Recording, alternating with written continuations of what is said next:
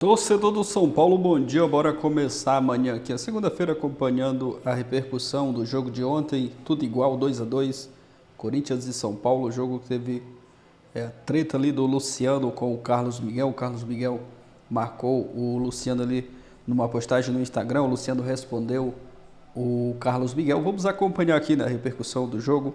Créditos e ESPN, link na descrição.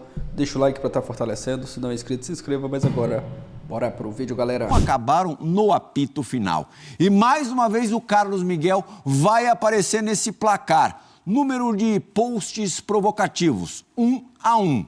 Quem começou, isso no Instagram, tá? Quem começou foi o ainda goleiro do Corinthians, Carlos Miguel. A gente vai dar uma olhadinha. Aí, no Instagram, ele marcou o patrocinador, marcou o fornecedor de luvas e marcou o adversário, camisa 10, Luciano, o classificando como otário. Os dois tiveram ali o entrevero depois do gol contra do Kaká. O Luciano, alguns minutos mais tarde, respondeu. Luciano, pelo São Paulo, tem 230 partidas, 76 gols, 21 assistências, 3 títulos. A promessa de goleiro, claro que ele está se referindo ao Carlos Miguel, tem 10 jogos no profissional e aí a fotografia do Luciano levantando o troféu da Copa do Brasil. Mas antes eu não posso deixar de falar também do clássico das 4 horas da tarde. Corinthians e São Paulo se enfrentaram e acabou no empate. Calça, vou começar com você esse jogo. Tem muitos lances assim, específicos que a gente pode passar aqui daqui a pouco, né? Mas queria saber a tua impressão, porque eu confesso que quando eu vi esse gol do Lucas, é esse o gol? Do Lucas, eu fiquei muito com a sensação de que seria mais fácil a vida do São Paulo. Essa era a sensação que passava. E os minutos que sucederam esse gol, uns 15 minutos depois, foram minutos assim de... Você olhava para o Corinthians e falava assim, o Corinthians sentiu, o Corinthians não tem como se organizar, e o São Paulo poderia ter ido além. O São Paulo poderia ter aproveitado esse momento e buscado o segundo gol. Aí, passados 15 minutos, o Corinthians consegue se reerguer, e aí com aquilo que o Corinthians tem de melhor. E é raro no futebol brasileiro hoje, que é a sua torcida. É uma torcida que é o seguinte, depois que termina o jogo, espere tudo dela. Mas enquanto a bola rola, toma o gol e os caras parece que estão comemorando o gol deles. É um negócio que assusta, que joga junto. E nunca um time precisou tanto da torcida como agora. Então a torcida é uma torcida que joga junto. E quando você vê aqueles cortes para arquibancada, em todos os setores você entende por quê. E assim, o Corinthians, interessante do Corinthians, que nesse momento tão difícil que ele vive, que tem um goleiro que está indo embora, que já é o segundo jogo que ele faz defesas milagrosas, né? E está suspenso agora. Possivelmente não joga mais, né? Porque o que se diz é que amanhã o Nottingham Forest pode fazer o pix. Está suspenso, já não joga, o Matheus Donelli. É um Corinthians que conseguiu empatar com golaços, com gols muito bonitos, né? Mas ele não tinha o Garro, então ele tinha uma dificuldade no meio de campo, né? Mas ali jogou o Coronado. O Coronado é um jogador que está se adaptando ao futebol brasileiro, porque é um jogador que... ele com a bola, ele é realmente diferente. Sem a bola, ele precisa entender que o jogo, ele participa também com a mesma intensidade. Não é a Liga Árabe, né? Não é a Arábia Saudita. Isso, e teve uma coleção de problemas, né? Teve lesão muscular, que ele não tem culpa de nenhum deles. Nenhum deles. Que impediram um início mais positivo de adaptação. Defesa maravilhosa. 4 milhões de euros. Carlos Miguel, assim, realmente um negócio espantoso. Aí a parte assim lamentar, né? Aí ele foi totalmente descompensado. Ele poderia... Ele pegou um outro e o Luciano foi corajoso, hein? Eu só queria destacar a diferença entre o Caleri e o Luciano. O Carlos Miguel fez uma bobagem sem tamanho, porque inclusive ele continua e poderia até ter tomado o segundo amarelo. Fez uma bobagem sem tamanho. Mas destacar a diferença... Não, desculpa. Ele deveria ter tomado. Isso, pode ser. Agora, eu queria destacar a diferença do Caleri e do Luciano. A frieza assim, de um. O Caleri toma um empurrão, vira as costas, fala, deixa esse cara tomar cartão amarelo. E o Luciano vai lá para tomar o cartão dele. É um negócio inacreditável. Assim. Agora, assim, o Corinthians é um time que vem sofrendo muito para ganhar, né? são 9 jogos no campeonato, tem uma vitória só, que à época parecia uma vitória muito expressiva, mas aí a gente está vendo o papel que o Fluminense vem fazendo no campeonato e não é exclusividade do Corinthians ganhar do Fluminense. E além do Fluminense, de ninguém mais, o Corinthians conseguiu ganhar na competição.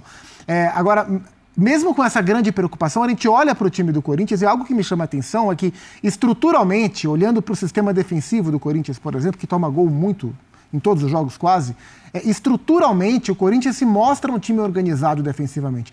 Mas a quantidade de gols que o Corinthians tomou nesse campeonato por erros individuais, por tomadas de decisão equivocada, é uma grandeza. E hoje o Corinthians tomou os 2 gols, assim, os 2 gols São Paulo foram belíssimos, mas a contribuição do Corinthians existiu nos 2 gols, né? No primeiro gol, o Caetano simplesmente desmancha quando ele vai tentar marcar o Caleri. E na sequência, o Gabriel Moscardo, que está sem condição de jogo, nenhuma condição de ritmo de jogo para esse giro rápido do Campeonato Brasileiro. Toma bolas nas costas. Ele foi escalado por uma absoluta emergência, né? Pois é. Assim como ele entrou no jogo passado. Mais proteção no centro do campo, na porta de entrada da defesa. E aí, com 3 minutos, ele toma essa bola nas costas e o Lucas marca um belíssimo gol. E o segundo gol do São Paulo é uma linda tabela entre o Lucas e o Igor Vinícius, mas o Wesley, ele larga o Igor Vinícius nos 2 lances, assim, em 2 momentos. Esse é o segundo, em que o Wesley já larga o Igor Vinícius, não acompanha, e o Kaká faz mais um gol contra. Mais um. O Kaká tem 2 gols contra em 2 jogos. E a gente olha, o Corinthians teve já nesse Campeonato Brasileiro o Gustavo Henrique expulso, o Caetano expulso hoje, o mesmo Caetano expulso contra o São Paulo no Campeonato Paulista, o Raul Gustavo expulso na Copa Sul-Americana. Então, a quantidade de erros individuais Você tem toda a razão. Comprometem demais. As 2 últimas expulsões foram expulsões por segundo amarelo em lances absolutamente clássicos que não permitem que o árbitro tome outra decisão. Então não é que o jogador foi um pouco imprudente ou ele tentou ser malandro, ele tinha um cartão, ele faz uma faltinha que é meio limítrofe ali, o juiz não dá e ele arrisca e fica em campo. Não. Um jogador foi seguro e jogado no chão e o outro foi puxado. São lances, são situações em que o árbitro não tem outra opção a não ser pôr para fora. E aí o time a gente está vendo os cartões, né? E aí o time que lutou tanto, o Corinthians lutou tanto para fazer um jogo competitivo contra o São Paulo, os jogadores se entregaram tanto e brigaram tanto, que uma expulsão como essa poderia colocar em risco de novo toda a luta que o Corinthians teve para buscar os 2 gols. Eu queria até discutir um pouco a frase que a gente colocou agora há pouco ali no GC. Eu não prestei atenção, te confesso. Corinthians saiu no lucro com o empate. A minha opinião é que não. Assim, você só pode usar dar uma resposta afirmativa a essa pergunta por 2 motivos. Primeiro, pela fase das 2 equipes. É claro que você olha o momento muito bom que vive o São Paulo desde a chegada do Zubeldia e o momento terrível que vive o Corinthians, você pode falar, bom, saiu no lucro porque a fase do São Paulo era muito melhor. Você pode também dizer que saiu no lucro principalmente por isso que o Zupa está falando, pelos 15 minutos finais, sim, o jogador em que o Corinthians jogando com 1 a menos conseguiu segurar o empate. Talvez essa pergunta seja uma sensação de antes da bola rolar, né? Então, é o que eu estou falando. A primeira parte é de antes da bola rolar, porque assim, porque o São Paulo vive uma ótima fase e o Corinthians vive uma péssima fase. Sim. A segunda parte, que eu acho que se pode dizer sim para essa pergunta, é por causa dos 15 minutos finais. Mas de maneira geral, olhando para o que foi a partida, eu não consigo dizer isso. Inclusive, os próprios números, as próprias estatísticas de finalizações, o Corinthians finalizou até mais do que o São Paulo. Aquela estatística de expectativa de gol, o Corinthians teve um número até maior. Então, acho que assim, foi um jogo muito equilibrado, foi um jogo com chance para os 2 lados, foi um jogo legal de se ver, principalmente no primeiro tempo. E, para mim, esse é o placar que acho que resume melhor o que foi a partida. Então, eu não consigo dizer que... Você viu o que fizeram com vocês, você concorda com essa frase aqui, então? Eu quero saber agora. Aí eu concordo. Aí eu concordo. E é diferente. Eu acho que é diferente. Pela tabela... Eu acho que as 2 são exageradas. Assim, pela tabela do campeonato... De derrota, né? Pela tabela do campeonato, o empate para o Corinthians, onde ele se encontra, é um horror. Pelo que você tem o zagueiro titular na Copa América. Você tem o que poderia jogar suspenso. Você vem com uma zaga bem complicada ali.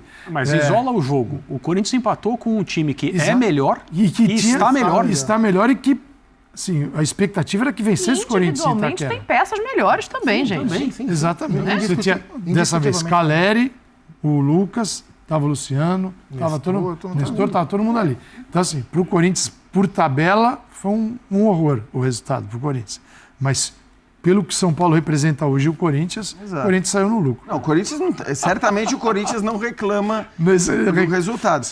Resolve nada. Mas para mim, olhando para o jogo, só por causa dos 15 minutos finais em que o São Paulo poderia ter vencido. E talvez só isso possa dar um gostinho de derrota. Mas derrota é exagero também. Os primeiros 20 minutos, você olhando para o jogo, tá 1-0, e o Corinthians aí esfacelou depois que tomou o gol, porque um gol com 3 minutos passa um monte de coisa. Fala assim, é hoje, né?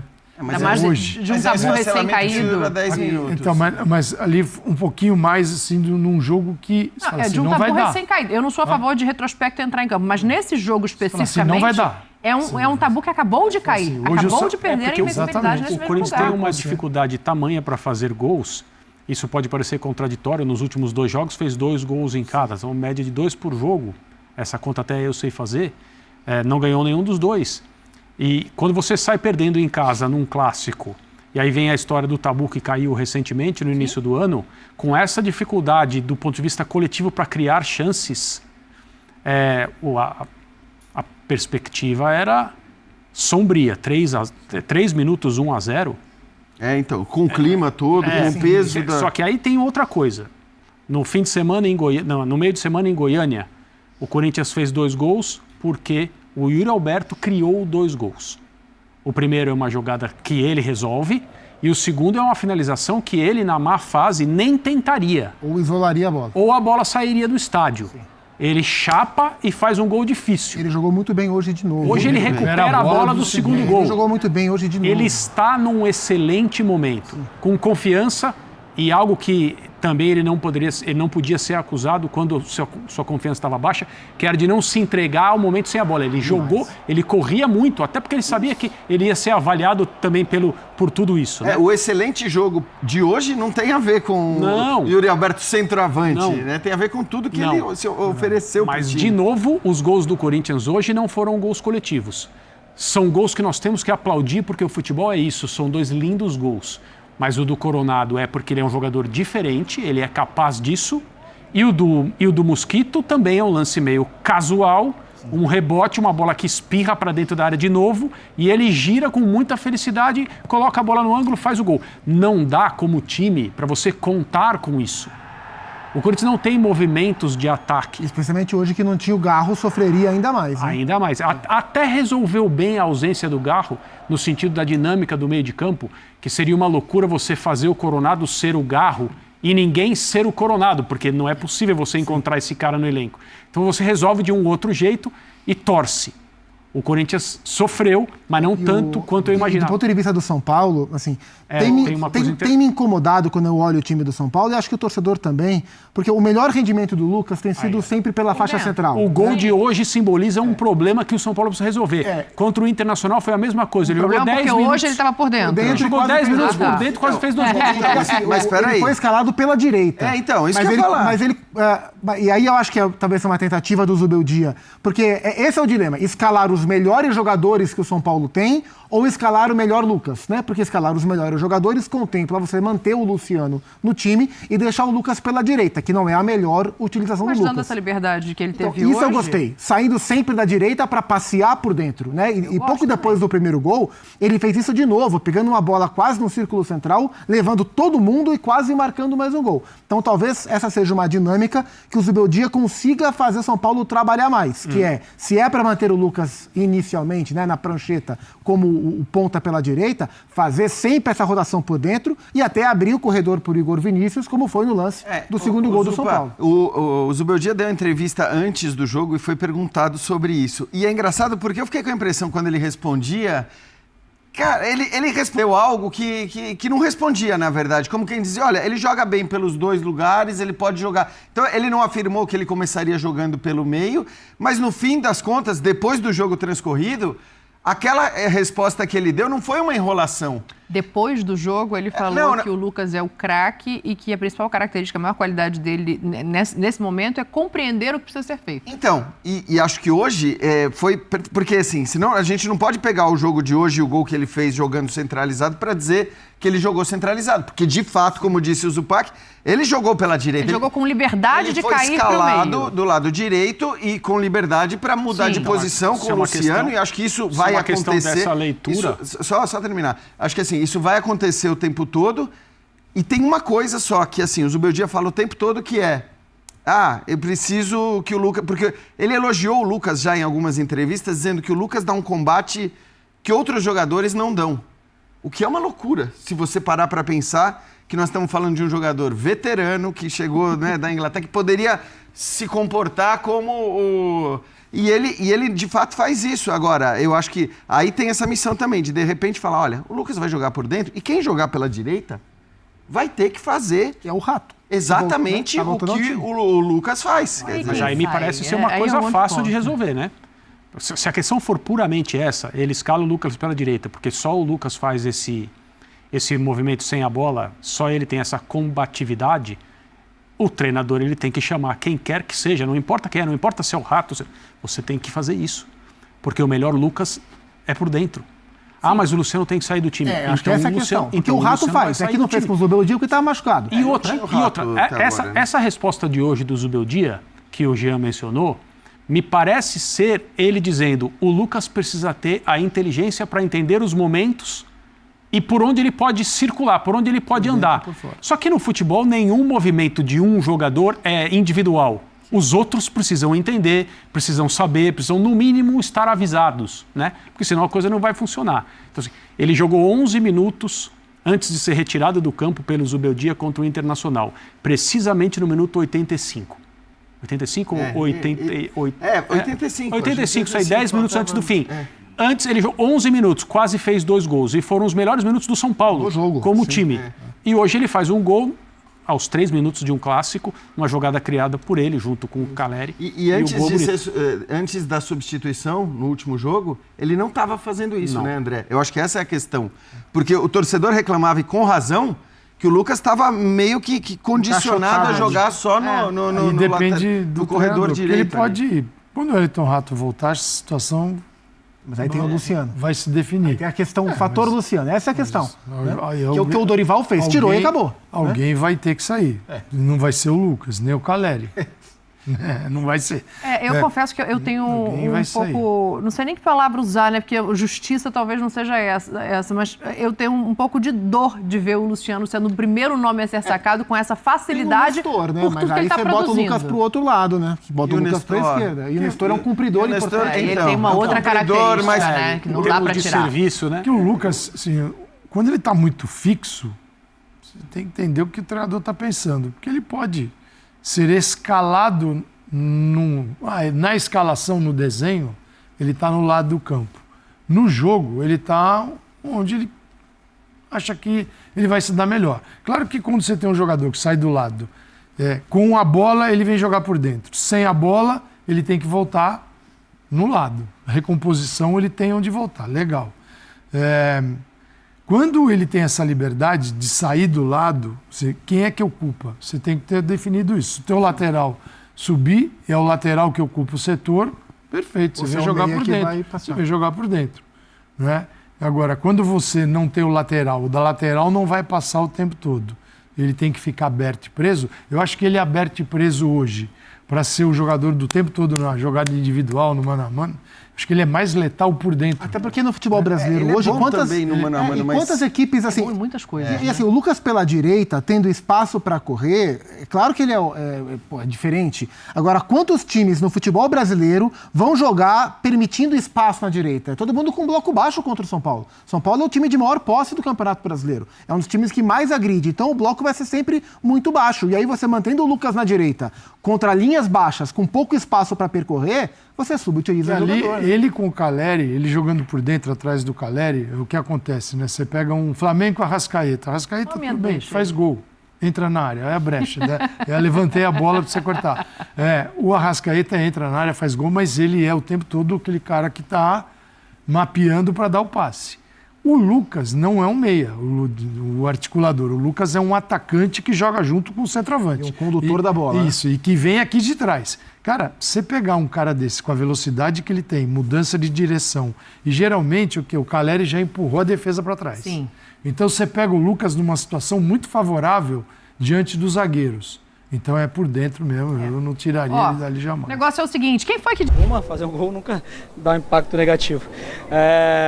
Eu acho que até pela circunstância, né, eles têm saído atrás no placar, eles tinham que, jogando em casa, eles têm que sair para o jogo, buscar um empate. E acredito que foi um erro de marcação nosso ali, o primeiro gol deles. E o segundo, uma infelicidade também ali do Luciano. Mas... jogo diferente, né? Clássico, independente do momento, da posição na tabela, da pontuação, é sempre um jogo à parte. A gente sabia da dificuldade, né? Que é guerra, que a torcida pressiona, mas acho que a gente se comportou bem. Fica um gostinho amargo pelo empate, né? 2 vezes na frente do placar e não conseguimos segurar a vitória. Um jogador a mais, não conseguimos segurar a vitória. Fica um gostinho amargo. Acho que deixamos escapar 2 pontos, porém não perdemos, porém pontuamos, né? Fora de casa a gente tem que pontuar. Acho que agora é descansar, porque não tem tempo para ficar lamentando. Quarta já tem um jogo importante no Morumbi. Ô Lucas, esse tipo de vacilo, né, que nem você citou, claro que acontece, né, faz parte do jogo, mas o que vocês levam de lição numa partida que claramente o São Paulo poderia ter saído com a vitória? A lição é essa, saímos 2 vezes na frente do placar e poderíamos ter segurado o jogo, né? Poderíamos ter ficado mais com a bola, poderíamos ter controlado mais o jogo, poderíamos ter fechado mais. Essa é a lição que fica, né? Não dá para bobear num jogo como esse, a gente sabe que é decidido em detalhes, não dá para bobear como a gente bobeou. Poderíamos ter saído com um placar melhor, com a vitória, com os 3 pontos. Mas, como eu falei, tem tempo para lamentar, valorizar um ponto fora de casa contra um rival. E com tudo para quarta-feira conseguir os 3 pontos em casa. No final do jogo você foi cumprimentar o Carlos Miguel, que fez um milagre, né, com a camisa do Corinthians. Pode ter sido o último milagre dele, né? Tá indo para a Inglaterra, onde você jogou bastante. O que você conversou ali com ele? Falou a respeito da defesa? Já está confirmado? Já acertou? Não, eu dei os parabéns ali, fez uma grande defesa ali, ele salvou ali na bola do Michel. Provavelmente se a gente faz aquele gol ali, a gente sairia com os 3 pontos. Né? E é um grande goleiro, muito alto. Eu, para falar com ele, tinha que olhar 2 metros para cima. Mas enfim, é um grande goleiro, substituindo um outro grande goleiro, né, que era o Cássio. Mas foi um jogo muito parelho, muito truncado. O clássico, como eu falei, um jogo diferente, né? Faltou um pouquinho mais ali para a gente poder sair com a vitória, né? Como eu falei, gostinho um pouco amargo hoje. Mas seguimos em frente, né? Já tem um jogo importante quarta, não dá para ficar lamentando. Lucas, nas 2 últimas... Muito feliz pelo meu retorno, de poder estar voltando depois de 2 meses e alguns dias parado. Não é fácil, é a persistência, né? Mas a cabeça sempre boa, focado naquilo que eu poderia me recuperar e voltar. E graças a Deus aconteceu nesse dia de hoje. Agora é até a sequência, né? De voltar para os jogos, pegar o ritmo de novo de jogo, para que eu possa voltar a fazer aquilo que eu vinha fazendo antes, que é me entregar o máximo para a equipe. Sim, saímos daqui com um gostinho um pouco amargo, né? Porque a gente sabia da nossa capacidade, o adversário tá com um jogador a menos ali no final da partida, mas a gente sabe que é um clássico também, a torcida joga junto com eles aqui, sabemos que é sempre difícil jogar aqui na Neoquímica Arena, mas um ponto também vale de bom tamanho, que a gente sabe que no Brasileiro, fora de casa, o importante também é pontuar para que lá na frente esses pontos vão fazer a diferença. Alguns times eu acho que brilharam mais. Por exemplo, Botafogo. Mas quem é mais regular que o São Paulo? Nesse recorte do mês? 12 jogos é difícil. O Flamengo tem feito bons jogos. Então, mas aí eu vou jogar um negocinho. A regularidade é o quê? Jogando bem ou jogando mais ou menos? Porque tem isso. Você tem que... Qual é a regularidade? A regularidade é jogando bem, igual o Botafogo, ou jogando igual o São Paulo, igual o Palmeiras, que, como o Bubu falou agora? Porque tem essa regularidade, né? Sim. Regularidade suficiente para você somar pontos e não perder. Ou invencibilidade ao invés de regularidade? A invencibilidade. Eu acho que vocês estão exigindo demais do São Paulo. O que você acha, Zinho? Tô contigo. Tô contra esses 2 aí hoje. Eu adoro eles 2, mas os 2... Rapaz, o Zé Elias volantão, né? Beleza, marcação ali, jogava muito. Mas o Bubu, eu tô assim, decepcionado, porque ele é diferenciado, ele vai pra cima, ele é ofensivo. E ele tá num pessimismo com o São Paulo. Pô, o São Paulo tá no G4 aí. O São Paulo, lá atrás, ninguém falava muito de ser campeão, de brigar pela ponta da tabela. Eu tô com um copo mais cheio. Eu tô com um copo mais cheio com o São Paulo. Eu tô acreditando mais nesse trabalho do Zubeldia, no elenco que tem. Eu, particularmente, olhando pro elenco do São Paulo, cara, é um elenco muito bom. Dá para brigar, assim, tirando do Flamengo, você vê, a gente vai chegar a falar do Flamengo. Hoje não tinha 9 jogadores, aí o outro lá ainda se passa mal no intervalo, o Bruno Henrique sai também. Então, 10 jogadores. E assim mesmo você vê que tem um time para disputar, para jogar de igual para igual, contra o Atlético Paranaense fora. Então, tirando esse elenco do Flamengo, que também não está brilhando, não. Se a gente for falar de times que estão sobrando, para mim não tem nenhum. Não tem nenhum. O recorte é curto. Nós estamos o quê? 9 rodadas? Isso. É porque tem tantos jogos, porque tem Copa do Brasil, porque tem Libertadores, tem isso. Então, mas assim, pensando no Campeonato Brasileiro, são 9 rodadas. Falta muita coisa para acontecer. Eu já posso te falar para você que em 9 rodadas eu já achei 3 times sendo o melhor. 3, 4 times. Ora era o Flamengo, depois virou o Atlético Paranaense, depois virou o Botafogo. Virou o Inter. Antigamente, né, Zeli? A gente falava, Galo, o time do mês. Pô, esse time é o time do mês. Agora é o time da rodada. Essa rodada, qual foi o melhor time? Foi esse aqui. Porque tá tendo uma oscilação muito forte, muito grande. Não dá para você apostar assim, esse é o melhor time hoje. Não. O Flamengo, nesse momento, ainda continua líder, mas tem jogos para acontecer. Pode perder essa liderança. Então eu vejo o time do São Paulo, o elenco do São Paulo, não é nem só o time, o elenco do São Paulo, com um bom trabalho de Zubeldia, eu estou com um copo cheio pensando que o São Paulo pode sim, não concordando com o Rodrigo Bueno, que falou assim, ele é mais um time copeiro. Eu já acho que esse elenco que o São Paulo tem, dá para brigar pelo brasileiro. Ainda mais que é um time que não está tão desfalcado. São quantas rodadas que vão ter na Copa América sem? São as 9 rodadas, 9, não é? de 9. Dependendo dos jogos atrasados, pode chegar a 11 até, né? 11 jogos aí. Gente, são muitos jogos que o São Paulo, com o seu elenco completinho, né, perdeu o goleiro. 7 pontos, né? Mas com o elenco completinho, e os outros times, os outros times que eu digo, quem tem chance de título, né? Briga por título. O São Paulo tem uma oportunidade muito boa e sim, sonhar sim com o título brasileiro. Eu acho que eu coloco o São Paulo como um dos favoritos. Galera, é isso, pessoal, falando sobre o jogo de ontem. Acredito que muitos torcedores, após o gol do o gol do Lucas, muito cedo, né? O gol do Lucas, um belo gol. Muitos torcedores, acredito que imaginavam, né, que o São Paulo teria até uma partida mais fácil, mas ali depois dos 15 minutos, 10, 15 minutos, o time baixou um pouco o ritmo e não conseguiu jogar o bom futebol que estava jogando nos primeiros minutos, né? E o Corinthians começou a pressionar e o São Paulo, que teve à frente do placar 2 vezes, acabou tomando o empate. Deixou escapar uma vitória, né? Os 3 pontos. Não foi aquela grande atuação ontem, mas dava sim, né, para ter vencido o Corinthians lá na Neoquímica Arena. Essa questão aí do Carlos Miguel, né, que empurrou o jogador do São Paulo, acredito que se fosse outro árbitro mais rigoroso, né, teria até expulsado o Carlos Miguel. O Luciano tomou um cartão amarelo ali, bobo, né? O Caleri foi experiente, virou as costas, saiu. O Luciano foi ali para o meio da confusão, acabou tomando o cartão amarelo de graça. Mas seguir, né? Trabalhar aí para a sequência dos próximos jogos. Meio da semana, né, já tem Campeonato Brasileiro e o São Paulo já começa, né, a se preparar para a próxima rodada do Brasileirão. Ontem muitos torcedores ficaram ali chateados, né, porque o São Paulo não venceu o Corinthians. Vi muitos torcedores também ali criticando algumas escolhas do Zubeldia.